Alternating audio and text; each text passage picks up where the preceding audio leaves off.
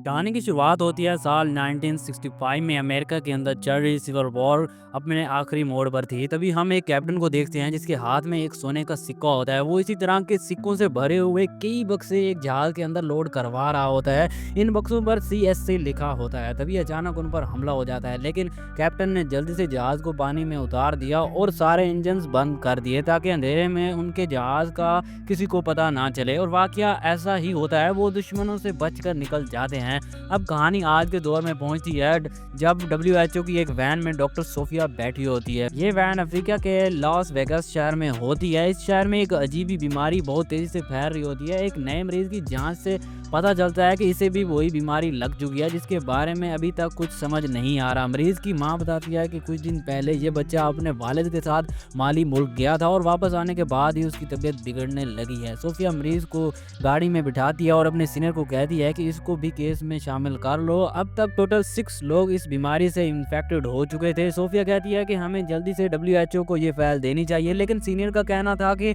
इतने कम केसेस पर इनकी कोई भी मदद नहीं करने वाले। सोफी अब माली जाकर ये मालूम करना चाहती है कि वहाँ ऐसा क्या हो रहा है कि लोग इतने जल्दी बीमार हो रहे हैं। लेकिन माली में इस वक्त जंग चल रही है और सीनियर का कहना था कि कोई भी तुम्हें इतनी खतरनाक जगह पर जाने की परमिशन नहीं देगा। इसी दौरान एक नकाबपोश आदमी डॉक्टर्स पर नजर रखे हुए था।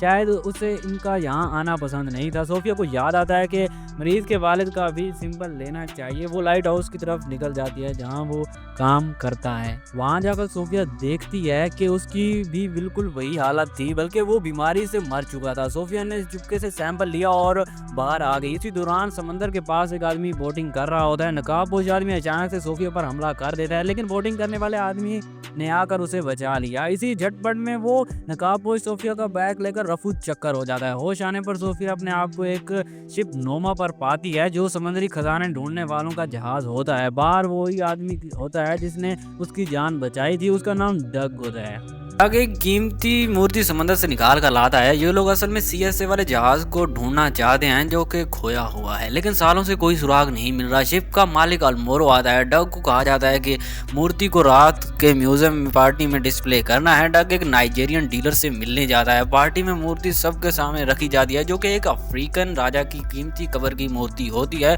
वही डीलर डग को एक सिक्का दिखाता है जिस पर CSA लिखा होता है। डग बहुत खुश होता है क्योंकि ये उसका सालों पुराना सपना था, खोए हुए जहाज का सुराग मिलना। पार्टी में मोस्कोट कंपनी का मालिक भी आता है जिसने खजाना ढूंढने में पैसा लगाया होता है और माली देश में उसके काफी अच्छे ताल्लुकात थे। सोफिया उसे मिलने जाती है और माली जाने के लिए मदद मांगती है।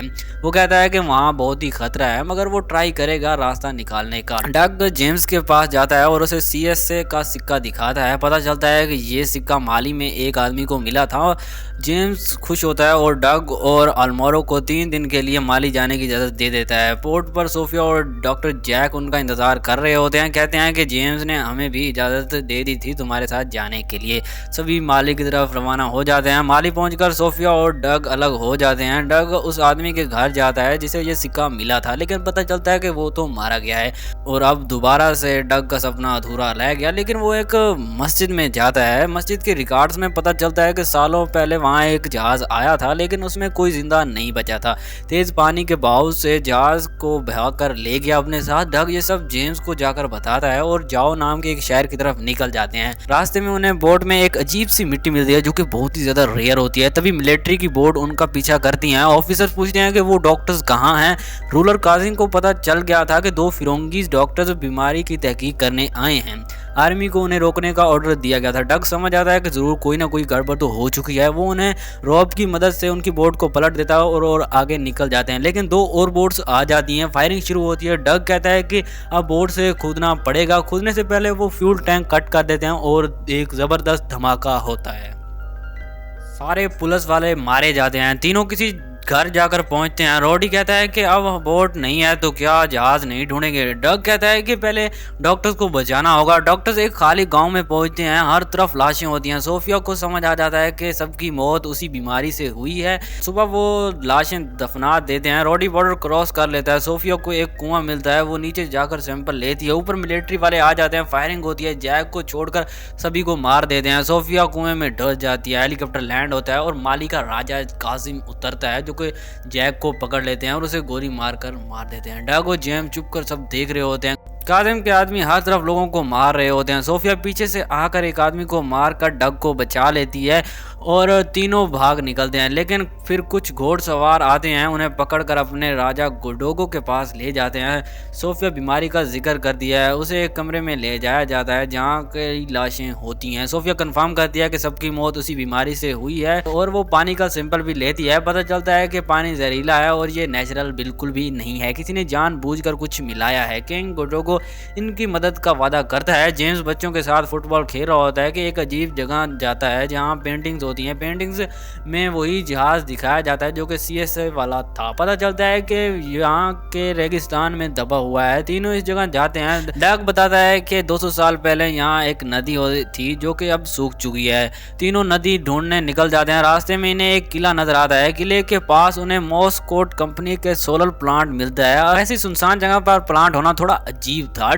तीनों प्लांट में चुपकर घुस जाते हैं। वहां उन्हें पता चलता है कि ये प्लांट रेडिएशन और डेंजरस केमिकल बनाए जा रहे होते हैं जिनके कंटेनर्स अंडरग्राउंड ले जाए जा रहे थे। बेसमेंट में जाकर उन्हें हजारों टन जहरीले केमिकल्स मिलते हैं जो कि कंटेनर लीक होकर नदी में मिल रहे होते हैं या निराजा रिवर को पानी जिससे पूरा माली देश पीता है। से बीमारी फैल रही है। रोडी और अल्मीरो US एम्बेसी तक रिपोर्ट पहुंचा देते हैं। एम्बेसी शॉक हो जाती है। प्लांट में डग, सोफिया और जेम्स को मिस्टर मॉस्कोट के लोग पकड़ लेते हैं। सोफिया कहती है कि तुम्हारे केमिकल नदी में जा रहे हैं। मॉस्कोट कहता है कि हम केमिकल्स को डिस्ट्रॉय कर रहे हैं, लीक का हमें कुछ नहीं पता। वो डग और जेम्स को ट्रक में बांध कर कहीं ले जा रहे होते हैं। ट्रक सोने के सिक्के से ट्रक का दरवाजा खोल देता है और वो ट्रक से अलग हो जाता है। मॉस्कोट काजिम से मिलता है और कहता है कि हमें प्लांट बंद करना होगा। काजिम कहता है कि प्लांट बंद कर दो मगर मेरे पैसे रोज मिलने चाहिए। उसे लोगों के मरने की परवाह बिल्कुल नहीं है। डग और जेम्स डेजर्ट में इधर उधर भटक रहे होते हैं, लेकिन तभी उन्हें एक क्रैश प्लान मिलता है जिसे वो जमीन पर ग्लाइड कराते हुए आगे ले जाते हैं और एक गांव में पहुंचकर अलमारो को फोन करते हैं। डग सिक्का बेचकर एक जीप खरीदता है। वो गोडोगो के पास जाकर मदद मांगते हैं। गोडोगो के पास हथियार नहीं होते लेकिन अपनी एक गाड़ी दे देता है उन्हें। डग और जेम्स प्लांट में जाते हैं। प्लांट खाली होता है। शायद मॉस्कोट सब कुछ छोड़कर निकलना चाहता है। जेम्स नीचे जाकर एक्सप्लोसिव वाले बॉम्ब ढूंढ लेता है। हेलीकॉप्टर लैंड होता है। मॉस्कोट सोफिया को लेकर जबरदस्ती वहां से निकलना चाहता था। सोफिया वक्त पर हेलीकॉप्टर से कूद जाती है। जेम्स बॉम्ब डीएक्टिवेट कर देता है। प्लांट नहीं फटता। काजिम हेलीकॉप्टर से सोफिया, डग और जेम्स का पीछा करता है। डग कहता है कि एक्सप्लोसिव कंटेनर ट्रक से बाहर फेंक दो। बुलेट्स कंटेनर पर लगती हैं और जगह जगह ब्लास्ट होने लगते हैं। धुआं इतना हो जाता है कि काजिम को हेलीकॉप्टर मोड़ना पड़ता है। धमाके की वजह से रेत हट जाती है और CSA का खोया हुआ जहाज ऊपर आ जाता है। तीनों उसमें छुप जाते हैं। कासिम और उसके आदमी फिर आ जाते हैं। गोलीबारी होती है। जहाज के कंटेनर्स फट जाते हैं और सोने के सिक्के जमीन पर गिरने लगते हैं। डग हैरान रह जाता है कि अभी भी सिक्के बिल्कुल सही थे। इन्हें जहाज के अंदर एक पुरानी तोप मिलती है। जब हेलीकॉप्टर तोप के निशान पर आता है वो तोप चला देते हैं। हेलीकॉप्टर धमाके से तबाह हो जाता है। कासिम मारा जाता है। उसके फौजी सरेंडर कर देते हैं, लेकिन अचानक गोडोगो के लोग तीनों को घेर लेते हैं। आखिर में अमेरिका में एक अंडरकवर एजेंट मिस्टर मॉस्कोट को उसी जहर से मार देता है जो वो माली के लोगों को दे रहा था। आखिरी सीन में सोफिया और डग एक साथ नजर आते हैं। डग वो खजाना गोडोगो और उसके लोगों के लिए छोड़ देते हैं क्योंकि ये उनकी जमीन थी और उन्हीं का ही हक बनता था। अगर आपको वीडियो पसंद आई हो तो वीडियो को लाइक कर लेना, चैनल को सब्सक्राइब कर लेना। मिलते हैं अगली किसी शानदार वीडियो में, तब तक के लिए अल्लाह हाफिज।